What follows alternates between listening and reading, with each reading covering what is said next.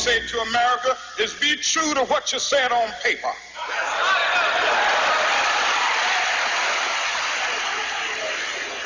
If I lived in China or even Russia or any totalitarian country, maybe I could understand some of these illegal injunctions. Maybe I could understand the denial of certain basic First Amendment privileges because they haven't committed themselves to that over there. But somewhere I read of the freedom of assembly. Somewhere I read of the freedom of speech. Somewhere I read of the freedom of press. Somewhere I read that the greatness of America is the right to protest far right. Despite constitutional guarantees, Americans' civil rights and liberties are constantly in danger of violation, whether by individuals, corporations, or government institutions. Regardless of whether personal prejudices or national security concerns lie at the root of these violations, challenging them and holding wrongdoers accountable is imperative for the sake of the constitutional integrity and the preservation of the American way. Trial lawyers advocate for awareness, the truth, and a person's right to know. They believe that in the absence of the truth, all of us stand helpless to defend ourselves, our families, our health, and our way of life. Oftentimes, we don't think about or worry about or understand what is happening to another until it happens to us. Deceits have no boundaries. Disease doesn't recognize the color of our skin or our political party's affiliation. When it comes to cover-ups and false allegations by agencies of the state and the federal government, there is not a soul amongst us who does not have a cringing fear of their overwhelming, awesome power. It is at these times that we need experienced and dedicated trial lawyers, the warriors in the courtroom, who are willing to battle for us tooth and nail in the halls of justice to protect our cherished way of life. Today, the Insider exclusive TV series examines civil rights violations in this exclusive special, Prison Abuse, the Neville Rangolin story, and how famed New York-based civil rights lawyer Bob Ginsburg, partner at Ginsburg and Wolf, got justice for Neville. Bob has earned the highest respect from citizens and lawyers alike as one of the best civil rights trial lawyers in New York and in the nation. He has seen many innocent and hardworking people become victims of prison brutality. He understands that prison brutality is one of the most serious, enduring, and divisive human rights violations in the United States. The problem is not just in New York, but nationwide, and its nature is institutionalized. And because of that, he is driven to fight for people who have been harmed by the willful or negligent actions of others. He learned a long time ago that if a man hasn't discovered something he will die for, he isn't fit to live. His goals, not only to get justice for his clients,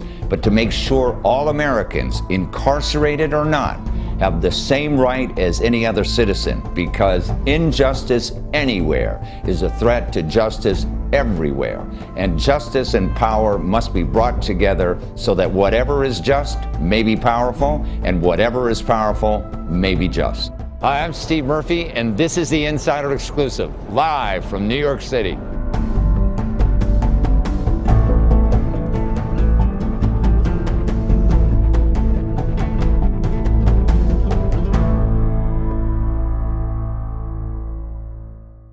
It is my great pleasure to introduce Bob Ginsburg to the show. Welcome to the show, Bob.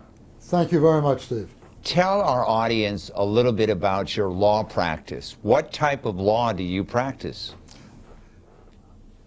In a general way, what I do is called plaintiff's personal injury litigation.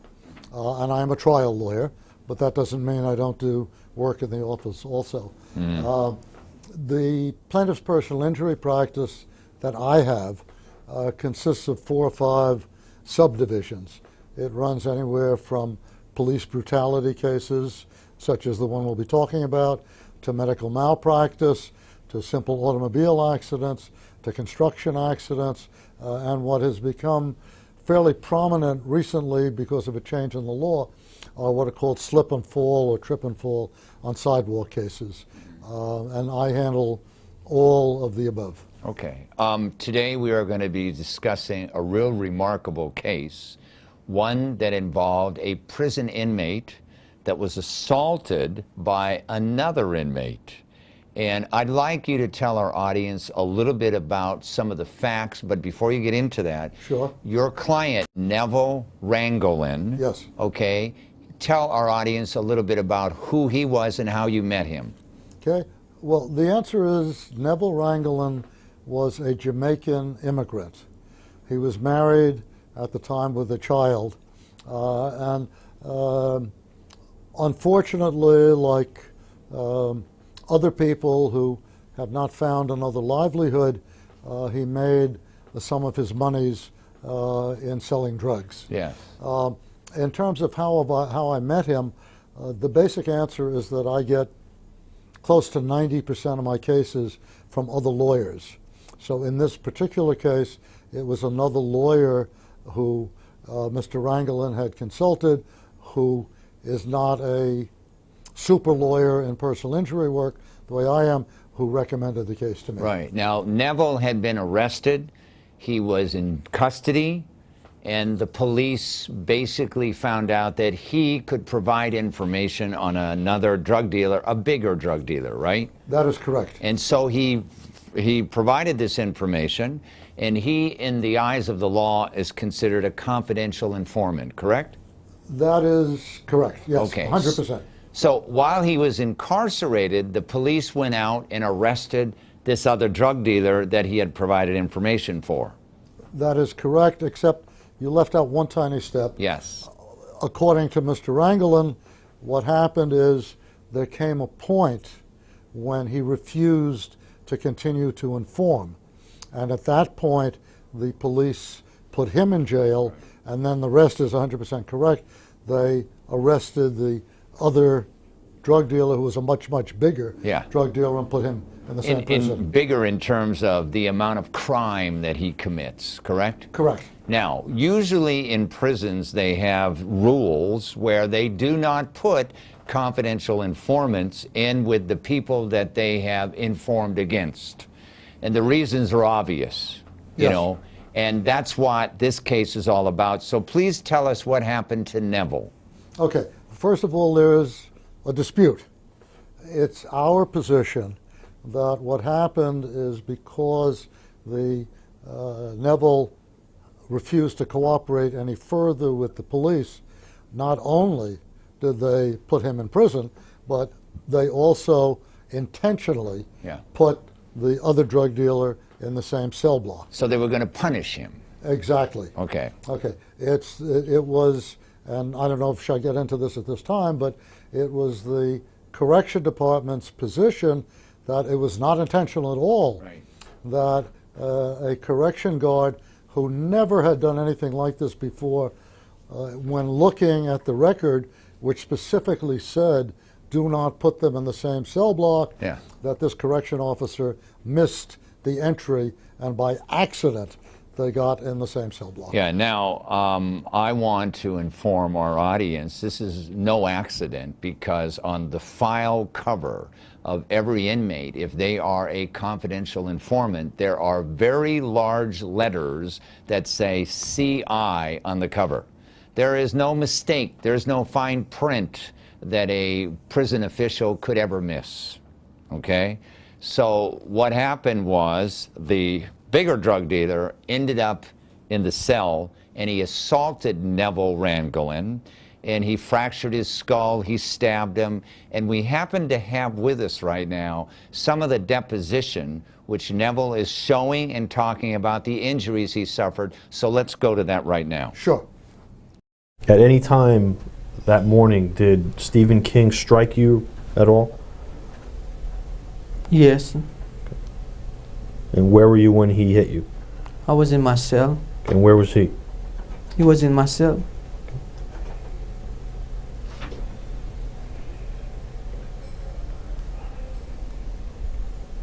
Did you see him coming into your cell? No. When did you first see him in your cell? The first I see him in my cell is when I hear a big bang over my head and I fell on the floor and I was shaking and I looked over, I dropped my head. The hit that I get in my head moved my head back, so I was laying down on the bunk. The forces of the hit in my head, bang, it dropped my head and I fell back on the floor, and I see Stephen King and a brush. A brush? Yes, that they use and sweep outside, 16-inch between 6 to 24-inch brush. A push brush? Push brush. Okay. So then I believe you testified he took your pen and he stabbed you in the navel with your pen? He reached over and take my pen. Then he go over, feel a pain in my navel because I was shaking. Then my eyes was like bleary. But I see him reach over and take the pen. Then I feel a pain in my navel. I passed out. Where do you have pain? In my head. Your head? 24 hours a day. Any specific part of your head or just? Yeah. Where? Mostly on the right side of my head. Do you have any scarring from this injury? Yes. Where? On the right side of my head. Can you look? Can you show me where it is? Yeah. But can the camera zoom in so we get this? Scar. It's sinking. My head is sinking. No, don't do anything with your hand. Just Can you show it into the Can you camera. just move your left arm? Just turn a little to your left side. That's horrible, what happened to him. And of course, you were contacted to represent him by another lawyer. Correct. Because this is, in actuality, a civil rights violation, which you alleged, and the defense that the state, that the prison put up was... It's the county. The county, that it was a pure accident. Correct. Okay? And the judge, who I understand is a friend of yours, instructed the jury, what? Well, what the judge did was worse than that. Yeah. What the judge did is he ruled that as a matter of law, Yes. there was no civil rights violation. And in order to have a civil rights violation, you have to have an intent to commit the civil rights violation, right? You are 100% correct, It yes. cannot be an accident, can it? Correct. The state did not want, the county did not want to have this as a civil rights violation because, why? Because in a civil rights violation, you are entitled to additional damages. Yeah, more money.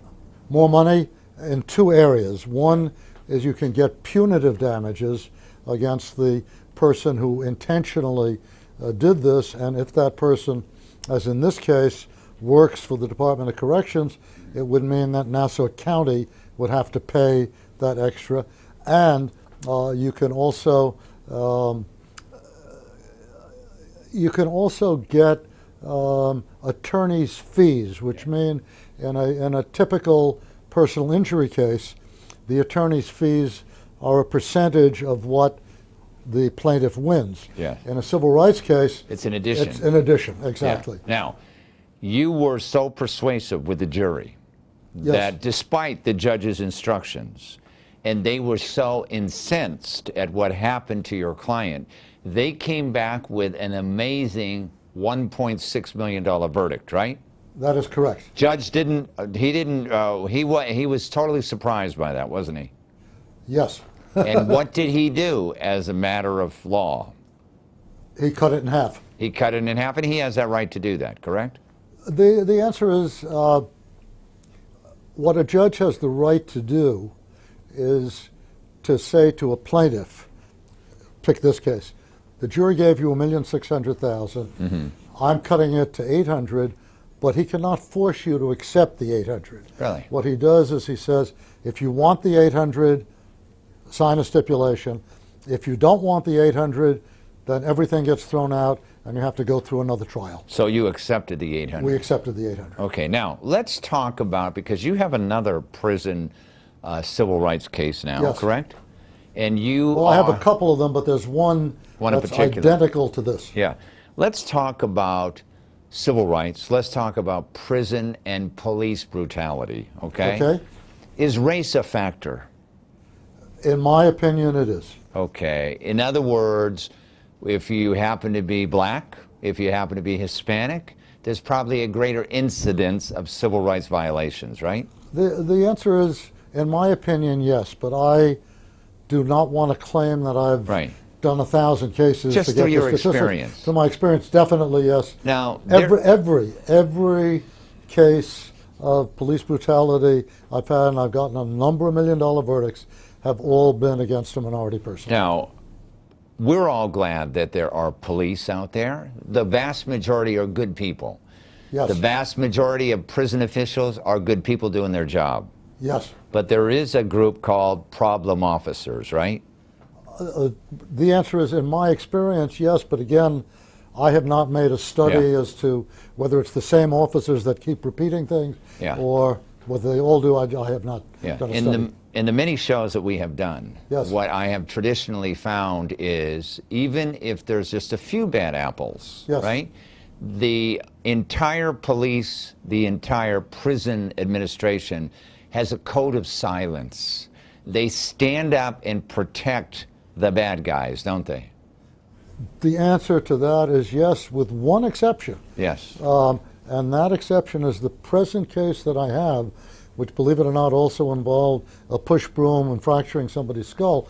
What they did, and I've never seen this done in any other case, is the correction department, this was in New York City, they brought what's called a third-party claim. In this case, it was against the officer who let the broom out of the closet to give to the offending inmate. You know, one of the reasons that we do this show is a lot of people might look at someone who's incarcerated, someone who's been convicted of a crime, as not having the same civil rights as someone who's walking the street and not committed a crime, correct? But Absolutely. they do have the same rights, don't they? Yes. They have the right to be protected. They have the right of security, correct? Yes, in a sense, they have more rights because they are in custody. So therefore, their only protection is from the correction officers. Whereas if you're walking the street, you know, you're to some extent exposed to dangers that have nothing to do with being in prison. Yeah. You know, in this case, there was an original $1.6 million verdict. Yes. The judge reduced it to $800,000. Yes. So the question is, when people watch this show, is how do you determine what is a good settlement, like in this situation? Besides asking your client, which you're required to do, Yes. how do you determine that $800,000 is a good settlement? Okay, the answer to that, and I'll complicate it 1 second with this case. The answer to that is that all of us, I mean, I've been trying for cases for years and years, and I have a general idea as to what juries will do with a fractured hip, with a fractured skull, etc. Plus, of course, each case you have to add. In other words, somebody might get a fractured skull who was a lawyer and can never practice law again. So that obviously will be a much bigger verdict. So we lawyers have to base it on experience. Yeah. But in this case, which I think you sort of alluded to at the beginning, a jury can be really inflamed about what a defendant has done. You know, to pick a simple example, if a car is going 5 miles over the speed limit and it hits somebody, the car is negligent and the person will be entitled to a verdict. On the other hand, if a car is going 100 miles an hour in a 30-mile zone, the jury is going to be really inflamed against that person and give extra money to the person who's injured beyond the injury. So what I believe happened in this case is, because of Judge Spatz's instructions, the jury gave more money than the injury was worth. I think the reduction to the $800,000 is probably fair, that it was about what it was worth. But if I had gotten a civil rights violation with, as I mentioned, the attorney's fee and, very important, punitive damages, punishing the prison system for what they did, then that would justify the $1.6 million. So I think what the jury did, even though Judge Spat did not give them that charge, because I had a summation, is that they gave the extra money because they were angry at what Nassau County did. Yeah, well, thank God we have lawyers like you who are willing to protect and represent even incarcerated people, especially when their civil rights are violated. And I want to thank you very much for joining us on this show. Thank you. Okay, and I'll just add one other thank God, which is that we have jurors who can react with a sense of justice, even if the judge steers them a little bit in the wrong direction. Okay. And I thank you very much. Thank you. Thanks for joining us. You can get more information about our guest and the issues at insiderexclusive.com.